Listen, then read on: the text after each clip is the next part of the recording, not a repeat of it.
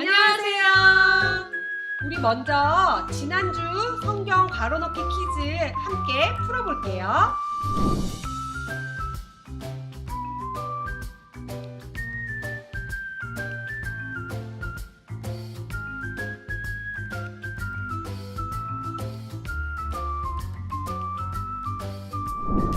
한해생명 친구들 한 주간 잘 지냈나요? 지난주에 성경 암송에서 영상 보내준 친구들 너무너무 칭찬해요. 이번 주도 암송 구절을 외우는 모습을 촬영해서 보내주면 선물을 보내줄 거예요. 우리 친구들 많이 참여해주세요. 지난번과 같이 어린이 1부 친구들은 임문주 전도사님에게, 2부 친구들은 김은성 목사님에게 영상을 보내주세요. 이번 주 우리가 암송해 볼 말씀은 로마서 8장 2절이에요. 먼저 말씀을 읽어볼게요. 이는 그리스도 예수 안에 있는 생명의 성령의 법이 죄와 사망의 법에서 너를 해방하였습니다. 로마서 8장 2절 말씀. 이번에는 우리 친구들 노래로 한번 같이 불러볼게요. 이는 그리스도 예수 안에 있는 생명의 성령의 법이 죄와 사망의 법에서 너를 해방하였음이라. 로마서 8장 2절 말씀. 잘했어요 친구들. 우리 한 번만 더 불러볼게요. 이는 그리스도 예수 안에 있는 생명의 성령의 법이 죄와 사망의 법에서 너를 해방하였음이라. 로마서 8장 2절 말씀. 자, 우리 친구들 아침 저녁으로 기온 차이가 많이 나요. 감기 조심하고 다음 주에도 밝은 얼굴로 또 만나요. 안녕. 하늘생명 친구들 안녕하세요. 지난 한 주간도 하나님의 말씀과 함께 잘 지냈나요? 저도 잘 지내고 있습니다. 네, 우리 지금 신약을 읽고 있어요. 우리 마태복음, 사도행전을 보았는데요. 오늘은 누가복음에 대해서 보고자 합니다. 우리 친구들 기억할 것 같은데요. 마태복음은 이제 유대인의 왕으로 오신, 그리고 구약에서부터 있었던 말씀들에 대해서 보기 때문에 조금은 다른 색깔을 가지고 있는데요. 누가복음은 또 다른 색깔을 가지고 있어요. 예를 들면은 사회적으로 좀 힘이 없어 보이거나 실제로 힘이 없는 그런 사람들, 우리의 메시아 그쪽에 초점이 맞춰져 있다 보니까 마태복음보다 조금은 더 약한 사람들한테 집중되어 있는 예수님의 모습들, 그것이 마태복음과 누가복음의 가장 큰 차이점이라고 할 수 있겠습니다. 예를 들면 이런 거죠. 여러분들이 길을 걸어가다가 엄청 힘들어 하시는 분이 계세요. 길에 쓰러져 있거나 아니면은 생활이 어려워서 뭐 바닥에서 뭔가를 팔고 계시거나, 예를 들면 그런 분들에게 다가가는 모습들이 마태복음보다는 누가복음에 더 잘 나타나 있는 거예요. 우리 여러분들이 그런 모습을 좀 더 보고 예수님을 닮아갔으면 좋겠다라는 생각도 듭니다. 성경 안에서는 이런 모습들에 대해서 이렇게 나타나죠.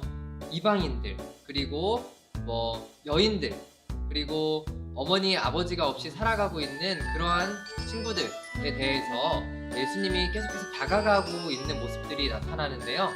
그리고 잘 먹고 잘 사는 것처럼 보이지만 사람들과의 관계가 많이 어려워서 힘들어하면서 살아가고 있는 사람들에 대해서도 예수님은 다가가고 계세요.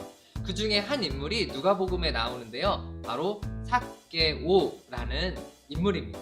들어봤죠?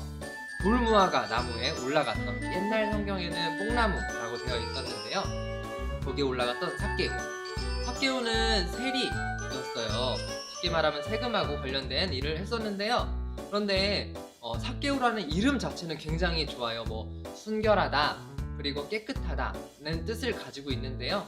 그런데 안타깝게도 그 삭개오가 그렇게 살지는 못하고 있었어요. 여러분들 생각에 지금 전 세계적으로 가장 힘이 센 나라가 어디라고 생각하나요?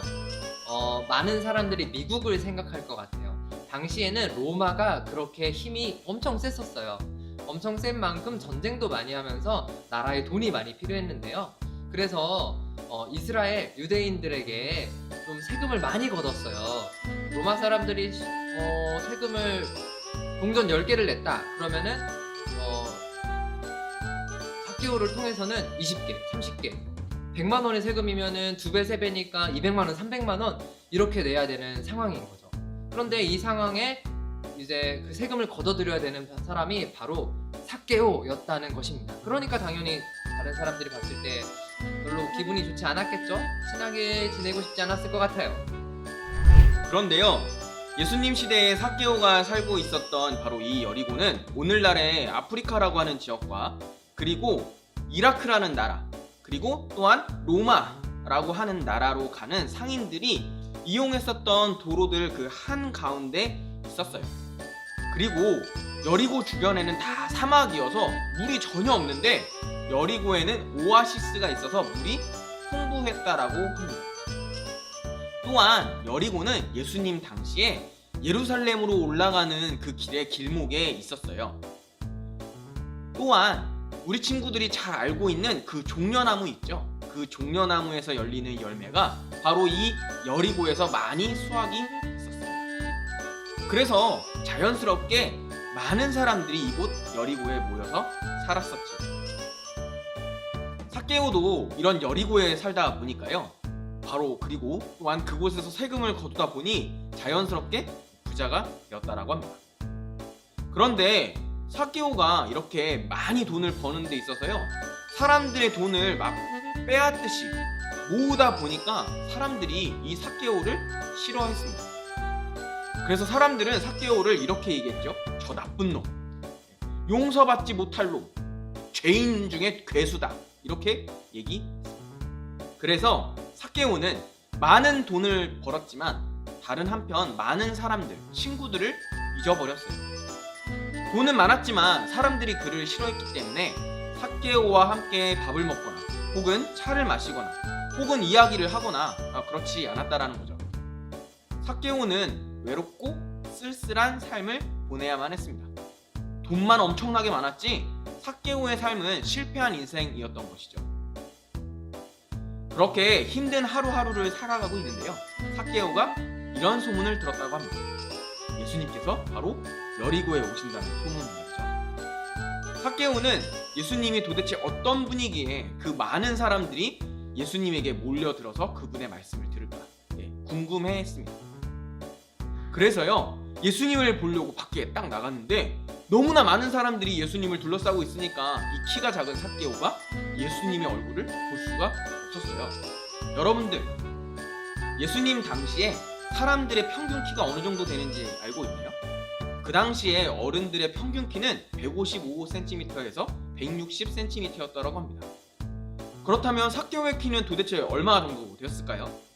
삭개오는 일반 사람들보다 머리 하나가 더 작았던 것으로 보여요. 그러니까 키가 대략 한 120cm 정도 됐을까요? 이렇게 키가 작은 삭개오는 예수님의 얼굴을 보지 못하자 주변을 돌아봤습니다.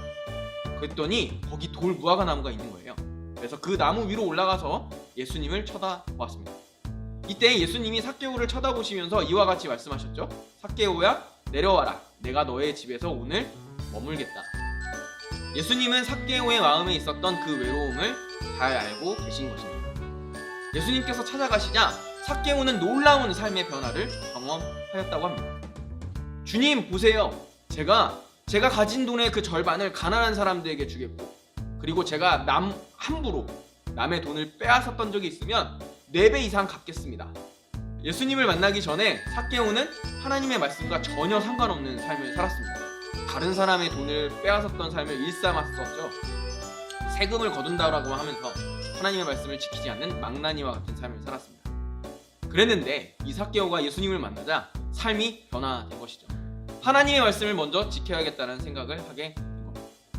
그래서 예수님을 구주로 받아들이고 하나님의 율법대로 살기로 하자, 이렇게 결심을 했던 것이죠. 이런 결심을 하자 예수님은 바로 삭개오에게 이 집에 구원이 이르렀다라고 선포하셨습니다. 네, 이와 같이 삭개오의 이야기 들어보니까 어떤가요? 역시 예수님은 약자의 편이신 것 같아요. 그 사람의 마음을 다 꿰뚫고 필요한 말씀을 주셨던 것 같습니다. 우리 친구들도 이번 한 주간 동안 누가복음 말씀을 읽으면서 예수님의 마음 또 삭개오의 마음을 이해하면서 이웃을 사랑하는 그런 우리 친구들이 됐으면 좋겠습니다. 우리 그럼 다음 시간에 만나도록 할게요. 다음 주에 만나요. 안녕.